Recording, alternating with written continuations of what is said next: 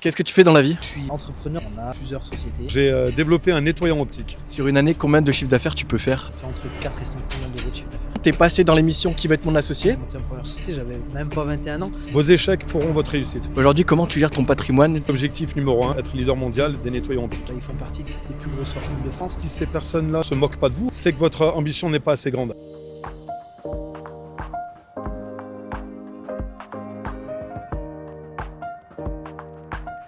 Qu'est-ce que tu fais dans la vie? Je suis entrepreneur dans la restauration et l'événementiel avec ma conjointe. On a plusieurs sociétés. La principale, c'est une société de traiteurs événementiels. Sur une année, combien de chiffre d'affaires tu peux faire? Sur une année, on fait entre 4 et 5 millions d'euros de chiffre d'affaires. Ok, top, félicitations. Ouais, bah écoute, merci. Est-ce qu'il y a un facteur qui a fait l'homme que tu es, qui a fait la réussite que tu as? L'éducation de base que j'ai reçue, le travail, l'envie d'entreprendre, la curiosité, l'envie de découvrir de nouvelles choses, de voir par soi-même. Ouais, l'envie de liberté aussi, je pense que quand tu es entrepreneur, tu as cette part d'envie d'être libre et de faire un petit peu ce que tu as envie. T'as toujours eu cet esprit entrepreneur? Toujours, je sais pas, mais je pense parce que j'ai monté ma première société, j'avais même pas 21 ans. Donc c'est plutôt assez jeune, peut-être pas toujours, mais en tout cas depuis quand même assez longtemps maintenant. Et quand je suis tombé dedans, j'ai vu que c'est ce qui me plaisait. Et j'ai su assez tôt que oui, j'allais aller dans cette voie et j'allais continuer normalement un bon moment. Outre l'aspect financier, j'ai parlé avec toi tout à l'heure, tu es super passionné par ce que tu fais. Qu'est-ce qui vraiment te motive? Qu'est-ce qui t'anime? Je pense que si t'es pas passionné, surtout dans le métier que je fais moi, restauration événementielle, qui est quand même un métier à forte concurrence, un métier dur, il y a énormément d'heures de travail derrière, parfois pas les plus faciles, les soirs, les week-ends, et quand tes potes sont des fois en soirée ou en anniversaire ou choses comme ça, toi t'es là, t'es au boulot, tu bosses. Donc oui, il faut être passionné. Moi je suis passionné par ce que je fais, mais je suis aussi passionné d'entreprendre, la fierté de travailler du monde, de faire vivre des familles, la fierté de voir les résultats qu'il peut y avoir derrière. C'est ce qui motive tous les jours de se lever, de se dire allez, encore un nouveau challenge. Même quand parfois c'est dans la difficulté, une fois que tu arrives à outrepasser et avoir le résultat final et la réussite, tu as toujours envie de continuer, d'aller plus loin. Aujourd'hui, comment tu gères ton patrimoine? Tu as pas mal d'entreprises. Est-ce que tu réinvestis tout ou alors tu sécurises un petit peu dans l'immobilier, dans la bourse, un peu à droite à gauche? Au jour d'aujourd'hui, dans l'immobilier, oui, on essaye au maximum d'acheter les bâtiments liés à nos sociétés, d'investir un petit peu aussi à côté sur de l'investissement locatif ou choses comme ça. Par contre, à côté de ça, tout ce qui est bénéfice de société ou choses comme ça, depuis que j'entreprends, je réinvestis quasiment tout dans mes sociétés, dans mes boîtes, pour les faire grossir, pour la croissance, pour ouvrir une nouvelle boutique, pour racheter un restaurant, pour ouvrir une nouvelle enseigne, etc.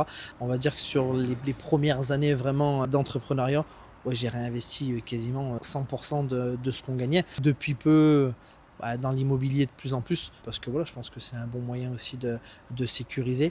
Et puis d'autres investissements et d'autres leviers, un peu de crypto-monnaie, un peu de bourse, de choses comme ça. Mais voilà, c'est quand même, j'ai pas pour l'instant le temps, je pense, nécessaire à y consacrer pour faire beaucoup plus. Et que je m'y intéresse beaucoup et que je pense que c'est une partie de l'avenir aussi. Je me concentre quand même bien sur mes sociétés pour pouvoir les stabiliser, les faire grossir encore un petit peu. Et puis on verra par la suite. Est-ce que durant ton parcours, tu as eu une personne qui t'a inspiré, un mentor peut-être? Moi, je pense que la chance surtout qu'on a eue, c'est que j'ai toujours eu un groupe de potes qui s'est tiré dans le même sens. On est quasiment tous entrepreneurs. C'est ultra challengeant parce que les discussions tournent autour de ça. On se tire un petit peu tous vers le haut. Je pense que c'est important. L'entourage est important. Et puis après, il y a des réussites qui font plaisir. Moi, par exemple, la première société dans laquelle j'ai travaillé, le groupe d'Espinasse, j'avais une quinzaine d'années. Aujourd'hui, c'est un des plus gros groupes qui existent, en tout cas sur Saint-Étienne, mais même en France. Ils font partie des plus grosses fortunes de France. Et quand tu côtoies des gens comme ça et quand tu vois de quoi ils sont partis, entreprise familiale qui est partie de pas grand-chose il y a quelques années, qui continue à croître énormément, ça fait partie de parcours ultra inspirants. Société avec qui on travaille, comme Société Souchon, société familiale, ça fait 100 ans qui bossent, qui sont en famille, société qui grossissent énormément, avec toujours des valeurs ultra familiales, toujours ancrées sur leur territoire. Ça fait partie, je pense, des personnes inspirantes et que tu as envie de suivre. Et j'ai envie de dire déjà, si t'arrivais ne serait-ce qu'à la cheville, ça serait incroyable. Mais voilà, ça fait partie de ça. Et oui, l'entourage aussi, les potes proches, les amis qui entreprennent aussi avec leurs difficultés, qui tirent vers le haut, ceux qui font mieux, tu as envie d'aller vers eux, ceux qui font moins bien, de les emmener avec toi. Donc je pense que ça, c'est assez important. Tu deviens un peu la moyenne des 5 personnes que tu côtoies. Est-ce que toi, le réseau, c'est un énorme levier de croissance selon toi? Le réseau, c'est un énorme levier de croissance. Il est ultra important. Et oui, je pense que tu es la moyenne des personnes que tu côtoies, ça c'est sûr et certain. Tu évolues aussi en grandissant, tu te recentres sur des personnes qui ont les mêmes centres d'intérêt, les mêmes niveaux de vie, rythme de vie, entre guillemets, plus que même niveau, j'ai envie de dire, les mêmes rythmes, les mêmes sacrifices, etc. Mais par contre, oui, le réseau indéniablement est ultra important. C'est ce qui te fait grossir, c'est ce qui te fait apprendre, c'est ce qui te fait évoluer, c'est ce qui permet de faire des fois les bons choix, de ne pas faire les erreurs que certains ont fait. Et ça, c'est parlant avec des gens, c'est en étant ouvert un petit peu sur ce que les personnes ont déjà fait. Ouais, le réseau, c'est ultra important. On vient de passer une nouvelle année, là on est en 2026. Selon toi, est-ce qu'il y aurait un secteur, une industrie, une conviction que tu as qui est selon toi sous-cotée? Moi, je vais parler de mon secteur à moi, on va dire, la restauration et l'événementiel. Il a encore, je pense, de belles années à venir parce que les gens vont continuer à se restaurer, mais il évolue très vite et il faut suivre ces tendances-là. On le voit d'ailleurs, hein, il y a des groupes qui cartonnent et qui surperforment, mais par contre, il faut une adaptabilité et savoir s'adapter très très vite, beaucoup plus vite qu'avant. Et je pense que c'est des secteurs qui sont en perpétuelle transformation, remise en question, mais ça fait partie des secteurs qui vont encore performer, je pense, dans les années à venir, c'est sûr, plus comme avant. Après, bien sûr que intelligence artificielle, etc., on voit que ça pousse, mais justement, on peut les implémenter dans nos business physiques à nous. Je pense qu'il faut pas en avoir peur. Au contraire, il faut travailler avec pour pouvoir monter tes sociétés, tes équipes en compétences. Et ça peut que aider le genre de business qu'on a nous en business physique. D'accord. Si tu devais me donner un conseil de vie ou un conseil business, qu'est-ce que tu me dirais? Conseil business, on en a parlé un petit peu tout à l'heure. Je disais, il n'y a jamais rien de mieux que se lancer. Réfléchir, c'est bien, mais tant que tu ne te lances pas, en tout cas, tu n'arriveras pas, tu ne connaîtras pas les potentielles erreurs que tu peux faire, etc. Et tu ne feras pas atteindre ton business à des niveaux que tu espères. Donc, se lancer intelligemment, tout en étant quand même réfléchi, en étant ultra bosseur. Être entrepreneur, c'est pas juste ouvrir son téléphone et regarder les chiffres de la veille. Les premières années, elles sont dures. Il faut pas compter ses heures. Il faut être ultra résilient. Il faut savoir s'entourer. Ce que je disais tout à l'heure, on en parlait. C'est très important pour pouvoir évoluer. On peut pas tout faire tout seul. Donc, il faut s'entourer. Il faut bien s'entourer. Il faut s'entourer de meilleurs que soi. Une fois que tu as les meilleurs, après, être le bon chef d'orchestre ou en tout cas le meilleur possible. Et je pense que c'est une des clés. Bon, merci beaucoup, Kevin. Merci à toi. Qu'est-ce que je peux te souhaiter? Que ça continue, que ça en fasse encore mieux, qu'on continue à entreprendre, à être heureux et qu'on continue à créer de la valeur, à créer du business, à faire vivre des gens, et puis que tout se passe bien pendant encore des années. Bon, merci beaucoup, je te le souhaite. Merci. Bonjour Thierry, qu'est-ce que tu fais dans la vie? Bonjour Anthony, je suis auto-entrepreneur. Dans quel domaine? Alors j'ai développé un nettoyant optique. Donc il va avoir plusieurs fonctions. Est-ce que tu veux que je te montre à quoi il ressemble? Ouais. C'est toi qui as développé ça? Ouais, c'est moi qui ai développé ce produit. Donc c'est un stick tout simplement. C'est un stick nettoyant optique. Hop, pour la publicité. Comment tu as eu l'idée? C'était quoi l'idée de départ? Justement, comment tu t'es dit je me lance dans ce produit-là? Alors je vendais un nettoyant optique dans des salons, dans des foires, etc. Et c'est les gens qui me suggéraient de pourquoi pas le mettre sous forme de stick ou pourquoi pas le mettre dans un format un peu plus facilement transportable. Et du coup, je me suis dit, bah tiens, pourquoi pas les écouter? Alors j'ai pris note de leurs remarques concernant les contraintes des autres nettoyants optiques et j'ai décidé de créer un produit qui correspond vraiment à leur attente. Concrètement, aujourd'hui, en termes de chiffres, tu travailles avec quel partenaire? Tu as vendu combien de sticks? Tu fais combien de chiffre d'affaires? Alors le chiffre d'affaires, c'est toujours confidentiel. Actuellement, mon produit il est installé dans plus de 200 centres optiques. On est aussi installé dans 13 pays, mais ce sont des petits contrats. Okay. Félicitations. Merci. Et récemment, tu es passé dans l'émission Qui veut être mon associé?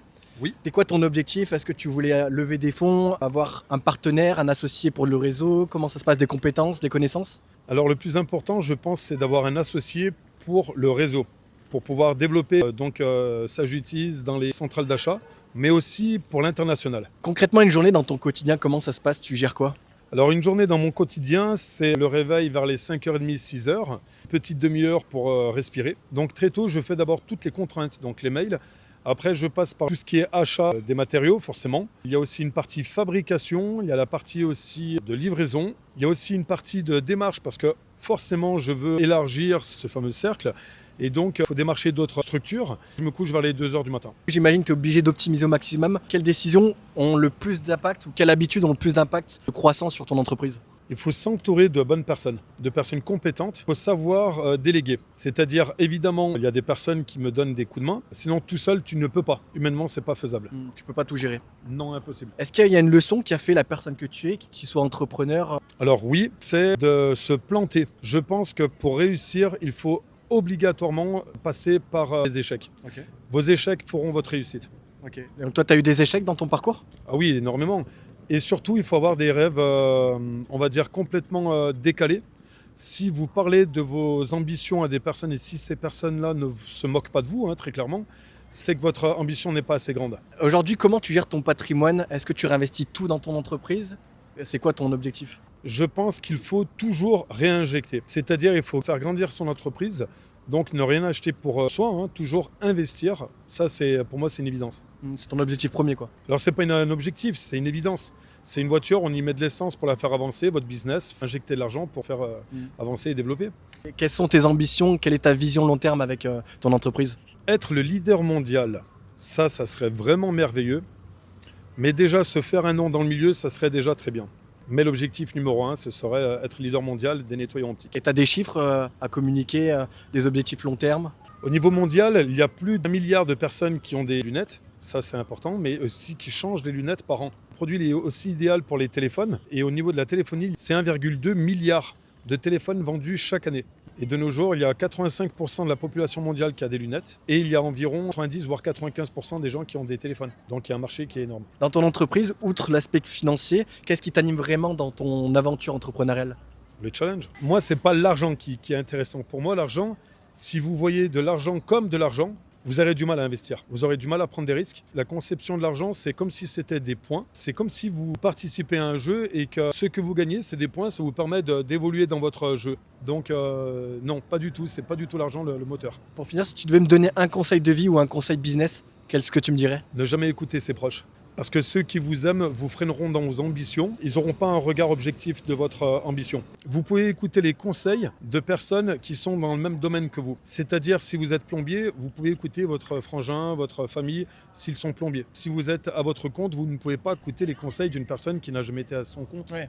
Qui est-ce que vous écoutez? Moi, je vais pas aller écouter une personne qui est obèse, qui me parle de sport, quoi. Pour les personnes qui souhaitent te suivre ou te rejoindre ton aventure, elles peuvent te voir où? Instagram, c'est Sajutise. Et sinon, sur le site internet, il y a sajutise.fr. Et aussi, on peut retrouver mon produit. Donc là, on est à Saint-Etienne, à la gare Château-Creux. On peut retrouver, par exemple, légèrement plus haut, il y a la pharmacie de la gare, propose mon produit. Ok, merci beaucoup. Avec plaisir. Bonne journée à toi. Bonne journée à toi aussi. Merci.